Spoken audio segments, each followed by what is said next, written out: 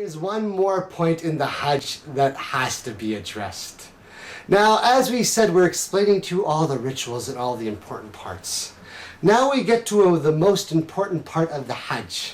As the Prophet, peace and blessings be upon him, told us, that the process, this thing called Hajj, the ritual that many of you might have heard of, Muslim or Christian or otherwise, is most important point of it is a day called Arafat.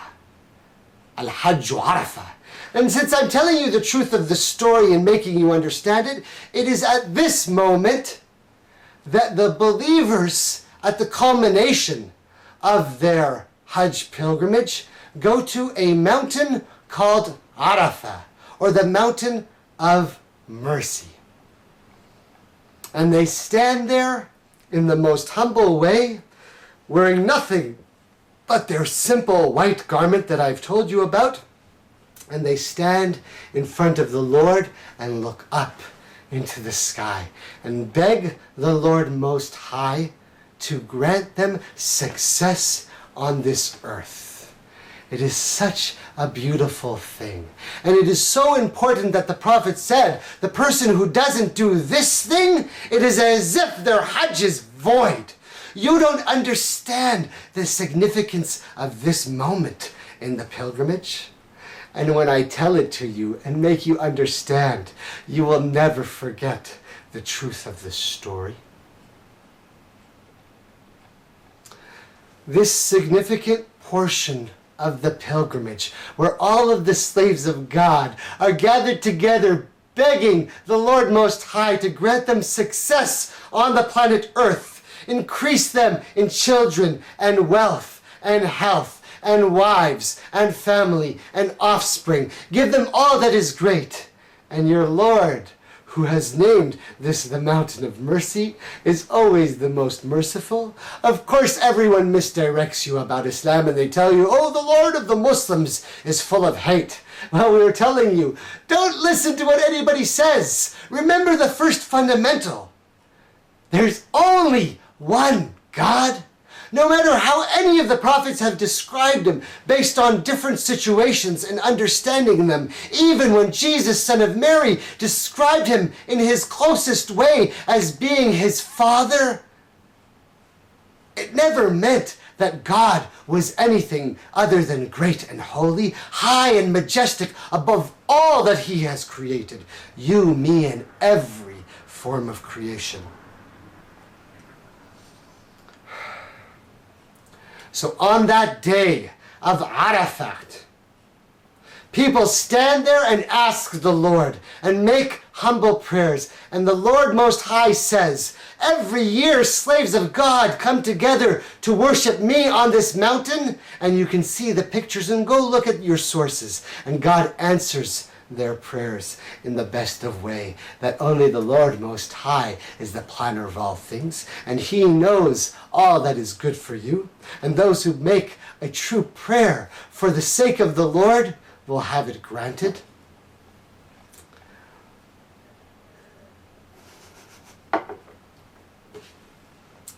Now, I've told you all the pillars of the faith, the fundamentals of the faith, the pillars of the ritual, but I must get to one next point, and that is the Quran. Now we're going to go back to the day of Arafat and the Mountain of Mercy when I explain to you some deeper points. And the beauty of that day that I have just talked about, even if you're understanding the truth of the light and the message that I gave you, I swear by Allah, as always, the story must be stranger. If you are hearing the truth, then the beauty of the story must be even greater. And when I mention the Mountain of Mercy again, I swear by the Lord, if you have even a little bit of the light and are searching for it, tears will flow from your eyes if you understand the truth of the story that I am going to tell you. But I must get to the final part in this section of the messengership of Muhammad. We're claiming and saying and proving to you why, by clear signs, that we must come to a part in the story where the tale that we are telling you in the story of truth comes to an end, and we have a final messenger. And to the Prophet Muhammad is given the great book called the Quran. And many of you have heard this and know this, and you know that there is a book called the Quran, but let's explain what that really means. The Lord Most High revealed to Gabriel, and Gabriel taught the prophet the words. And the prophet was able to recite them, and the people listened to it and memorized it and loved the words. Now we said, if you understand the story, that the nature of the Arabic people was that they were at the highest state of communication and expression. And we said in this story that you were hearing a form of communication and expression unlike you've ever heard in an English language. And so they received the word of God.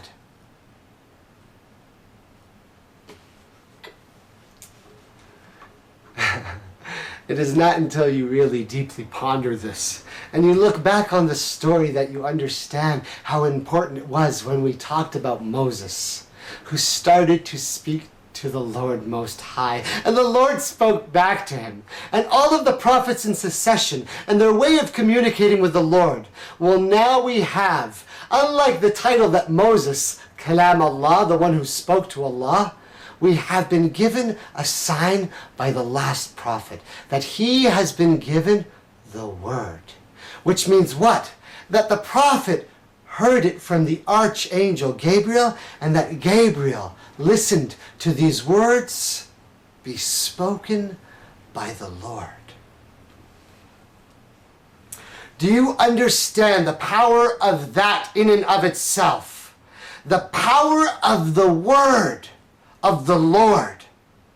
Now we've continued to tell you in the story that whenever a bearer of the truth came and the prophet came to tell their people the story of the truth and the light, it was always in which way? It was by the word. It was by the word. So in this Quran we have the very spoken word of God.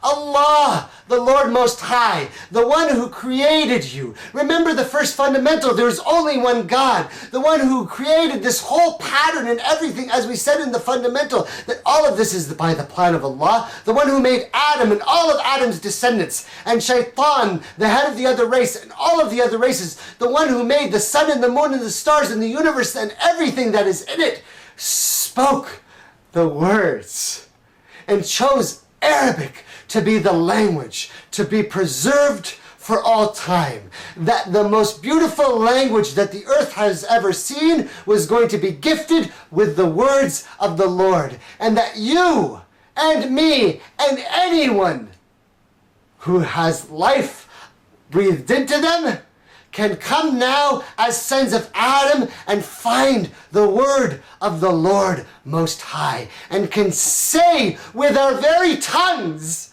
the same words that your Lord Most High has actually spoken.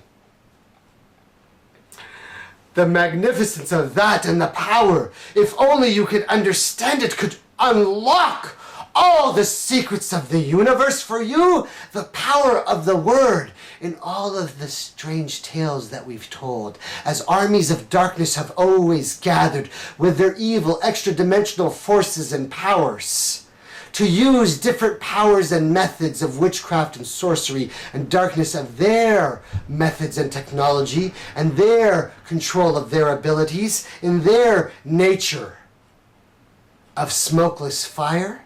They have deceived many people on the earth, but the truth has always been that is by the word of God. And all of the prophets told their people the truth of that light. Nothing is more powerful than the word of God.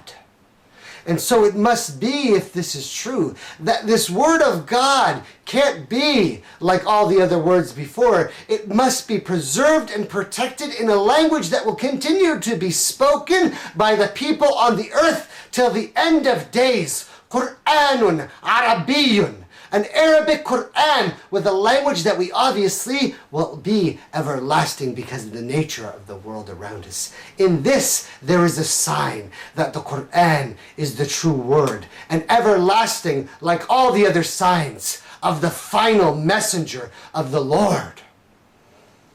Let me stop.